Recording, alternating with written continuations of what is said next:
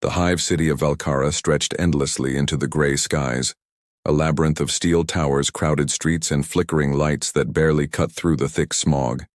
And amid this sprawling mass of humanity, civilians moved like shadows, always cautious, always afraid, for the Imperium's protection was a promise often unfulfilled, and the echoes of war came not only from distant battlefields but also from the cracks of their own crumbling homes. Ilara, a young medic with hands already stained by the blood of the poor and the injured, navigated the narrow alleys carrying a satchel filled with bandages, syringes, and hope that felt heavier than the armor of any soldier. Her heart pounding as distant explosions rattled the lower levels, shaking dust from ceilings onto the heads of children too young to understand why the sky sometimes glowed red or why soldiers marched past without stopping, to help the families trapped in the ruins. Yet despite the fear, Ilara pressed on, her mind racing with strategies to save those she could reach. And she was not alone in her struggle. For other volunteers, shopkeepers, and teachers had taken up roles they never imagined, forming small networks to warn people of danger, share food, and provide whatever medical aid they could, turning ordinary citizens into quiet heroes whose courage often went unnoticed, but whose actions kept the fragile spark of life alive amid the constant shadow of death. Today, rumors of an alien incursion had reached the lower sectors, whispers of creatures that had appeared beyond the industrial outskirts, machines, and beings that defied comprehension, leaving behind broken vehicles and scorch marks on the streets.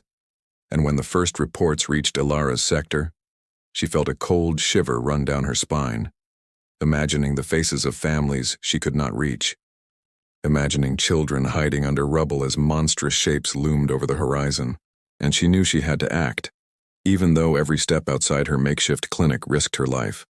For in Valkara, waiting for the Imperium's help often meant death, and action was the only path to survival. As she moved through the streets, she saw other signs of panic. Market stalls abandoned, merchants running with their wares, guards struggling to maintain order while overwhelmed by citizens desperate for safety. And she realized that the city, despite its towering walls and endless corridors, was fragile, a vast organism whose heart could be shattered in an instant.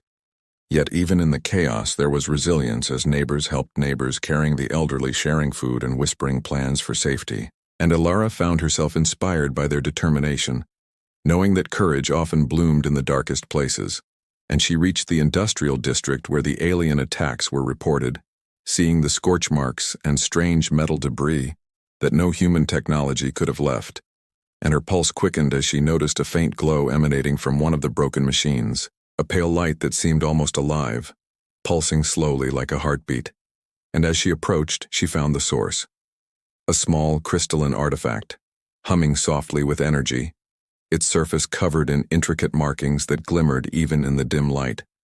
And though she did not understand its purpose, she sensed that it was important, that it could be the key to survival, or a warning of something far greater. And she carefully wrapped it in cloth, feeling its warmth through her fingers, aware that every second spent here increased the risk of discovery. And as she turned to leave, a distant roar echoed through the skies, a sound that made even the bravest volunteers pause, and from the edge of the industrial zone, massive shapes, emerged creatures unlike anything the people of Valkara had ever seen. Towering over the buildings, their limbs strange and mechanical, their eyes glowing with alien intelligence, and panic spread like wildfire as citizens ran screaming, seeking shelter, and Ilara felt the weight of responsibility on her shoulders, knowing that she could not save everyone, yet refusing to abandon those she could. Rallying the nearby volunteers to form a protective circle, guiding families toward the relative safety of reinforced structures, and all the while, the creatures advanced, moving with purpose, yet curiously avoiding the small group, as if aware of their presence. And in that tense moment, Ilara realized that the artifact she carried might not just be a key but a beacon, a signal that drew attention from forces beyond her understanding, forces that could destroy or empower. And as the sun dipped below the jagged skyline, casting long shadows over the burning streets, she made a decision. She would not flee, she would not hide, she would confront the unknown, learn its secrets, and protect the people of Valkara, because if the Imperium would not remember its citizens, then she and the brave few around her would. And in that determination, the first flicker of hope sparked in the darkness, a fragile promise that even in a galaxy of endless war, humanity could endure. And as the night fell and alien shapes moved closer, Alara tightened her grip on the artifact, whispered a prayer for strength, and stepped forward into a future uncertain, yet unwilling to be crushed by fear, her eyes fixed on the horizon, where the grim reality of their forgotten lives collided with the possibility of survival. And somewhere in the distance, a child laughed, unaware of the chaos, and that small sound reminded her why she would fight, why she would endure, and why even in the shadows of the Imperium ordinary humans could become heroes. The night air in Valkara was thick with smoke and tension, as Alara led the small group of volunteers through the twisted streets, the alien shapes moving silently beyond the burning horizon, their glowing eyes scanning for signs of life, and every shadow seemed to hide danger, every alley a potential trap.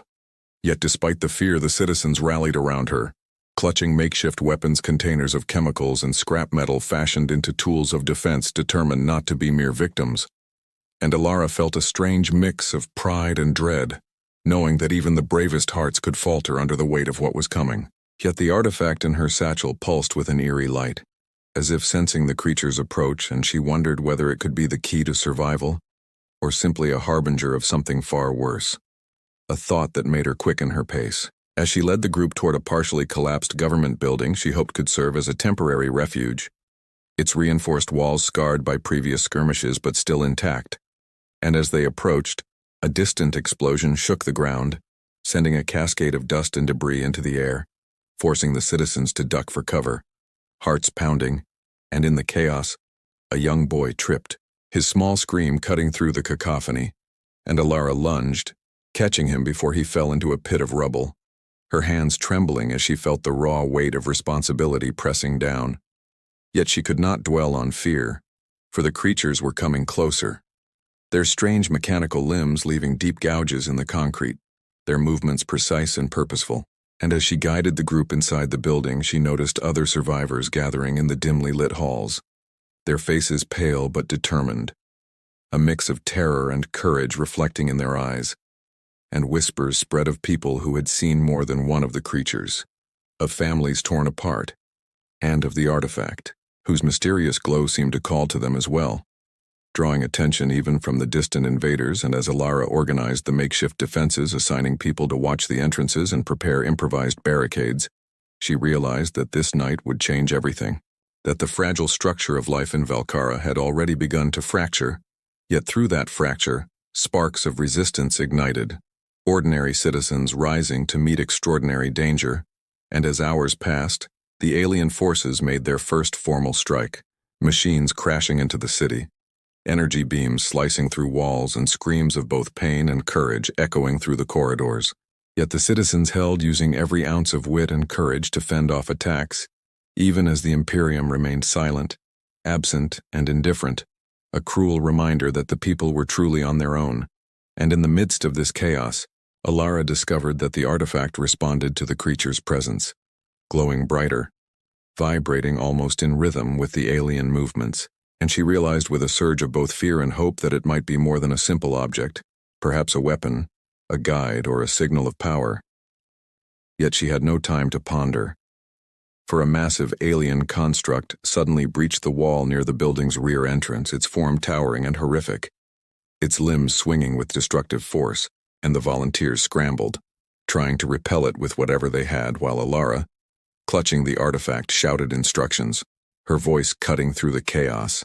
And in a moment of instinctive bravery, she pressed the artifact against the wall, releasing a pulse of energy that caused the alien construct to stagger, sparks flying from its mechanical joints. And for a fleeting second, the citizens saw what might be a chance, a sign that survival was possible if they worked together. And the roar of hope mingled with the roar of destruction. As the building shook, dust fell from the ceilings, and Alara's heart raced, knowing that the night was far from over, that more dangers lurked just beyond the horizon, yet feeling for the first time that even the forgotten civilians of Valkara could rise, could resist, and could perhaps turn the tide. And as she glanced at the frightened yet determined faces around her, she knew that the coming dawn would reveal, Not only the cost of this struggle, but also the courage that ordinary humans could summon when confronted by the impossible. And as the alien forces regrouped outside, their glowing eyes watching every movement, Alara whispered a promise to herself, and to those who had survived so far. They would fight, they would endure, and they would not be forgotten.